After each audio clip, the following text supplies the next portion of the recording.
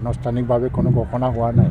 এইখিনিতে আমি যদি সম্বৰ্ধনা বহল মনৰ পৰিচয় দিছে আমাক কোকৰাঝাৰত দিব আৰু এই বিষয়ত ক'বৰ কাৰণে দলৰ সভাপতিবিলাকে ক'ব পাৰে, মই ক'ব নোৱাৰোঁ।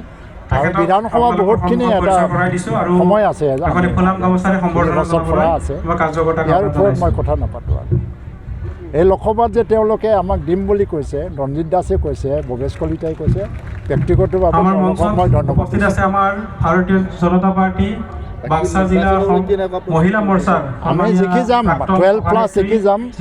ডক্টৰ হিমন্ত বিশ্ব শৰ্মাৰ নেতৃত্বত অসমত বিপুল ভোটত আমি জিকি যাম।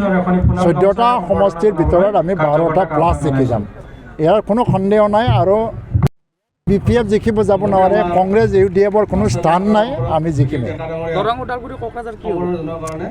কোকৰাঝাৰ বা দৰং ওদালগুৰি আনুষ্ঠানিক ঘোষণা হোৱা নাই, মোৰ ক'বৰ কাৰণে কৰ্তৃত্ব নাই, অধিকাৰ নাই। কিন্তু আজি ৰঞ্জিত দাস ডাঙৰীয়াই নিজৰ তৰফৰ পৰা যিটো বহল মনৰ পৰিচয় দি পেলাই ক'লে, তেওঁক ধন্যবাদ দিছোঁ। ভৱেশ কলিতাও কৈছে যে আমাক যদি দিয়ে আমি বিপুল ভোটত জিকি যাম আৰু BJPৰ ভোট পাই যাম আমি।